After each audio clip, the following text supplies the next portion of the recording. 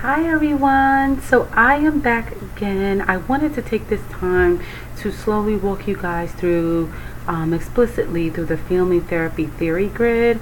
I know I've gotten a lot of questions and I apologize for the confusion around this assignment. I know it may have not been as straightforward as I had hoped, but that's okay. We will take a step back and I'll take a humble for not explaining this as good as I should have the first go around. So let's take the example of week 2. Let's work on structural just right here. We're going to work straight down this way. Diagonally to answer the question. So I'm just going to give you a little idea of kind of what I'm looking for, kind of what you can use as some examples to kind of get the pot stirred for this week. I won't give you 4 main ideas, but I'll give you 1 or 2 and some interventions so that we can at least walk through it together, okay?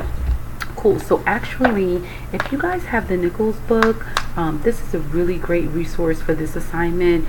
You can use the Mnuchin and other materials as well, so don't feel obligated to only use this. You can also do some research on structural family therapy as well. So don't feel, like you have to use what's in front of you, because sometimes you may feel that you just don't have enough substance to kind of write as much as you would like. So feel free to mix and blend. Just make sure that you cite it down at the bottom here, okay? Great. So if you turn to page 120 in the Nichols, I actually am reading from Guidelines for Structural Family Assessments on the right. It's in bold. And so you see right here it says, in step 1, the goal is to open up the presenting complaint to challenge the settled certainty that the problem is some kind of fixed or flawed, right? A therapist's question should give family members a chance to tell their stories and express their feelings. So for me, a main idea may be to really explore the problem at hand and allowing the family members to express their stories, right? And so, that's a main idea for me, right? Just being able to explore the family problem.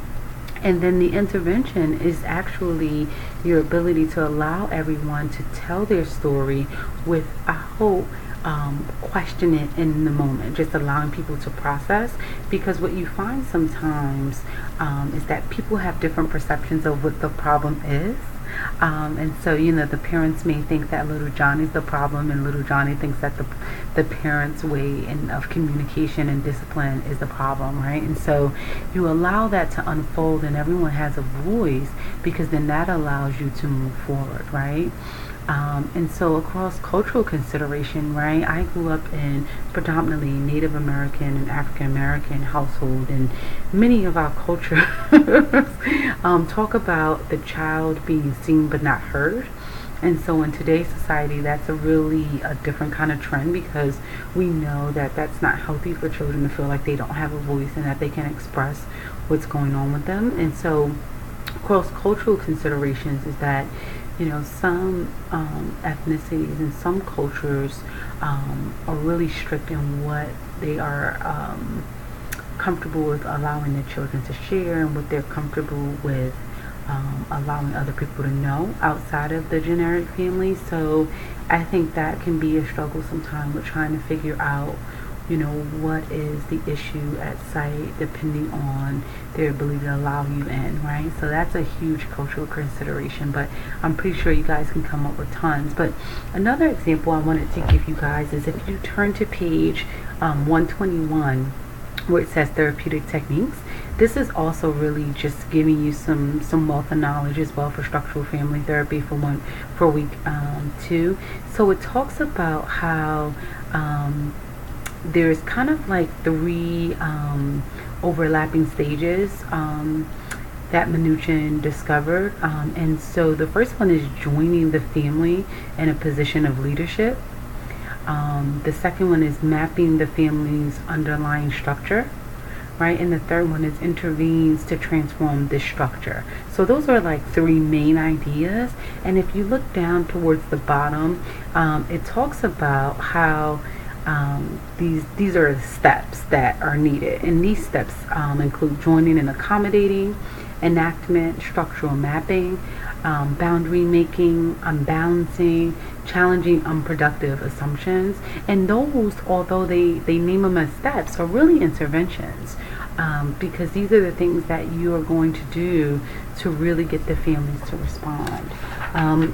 So you can read further into each one of them if you want to kind of give a little bit more. But you are going to have a wealth of resource just in this book alone. So, make sure you read through it and find what you need to pull out of it. So I know I just gave you guys a good start to structural family therapy this week. So those are really great resources, the Nichols to pull from, but you're not limited to that. I hope that this was helpful, and if there's, maybe if it's helpful that I do this every week with each of the theories without totally ruin it for you guys, so you guys can get some of the readings done as well. I'll try to do that. If you guys find that helpful, I'll just give a little blurb each week as I continue to post the videos to get the ball rolling. But I hope this was helpful. I hope it clarified some things and some questions. I know sometimes some of the theories seem a little bit more straightforward and less complex than the others, but I think this is going to be great, because once you're done with this assignment, you'll find a huge use for this in the work that you do, and just even understanding families. If you don't really get into family work upon graduation, I feel like in some aspect we are always exploring the family, even if it's through one personal client. It's the foundations and the essence of who we are and who we've become to be. So have fun with it. Don't stress out. You guys are going to do great. Feel free to reach out to me in the meantime if anything wasn't clear. But I hope that helped. I will talk to you guys soon. Have a great week. Bye-bye.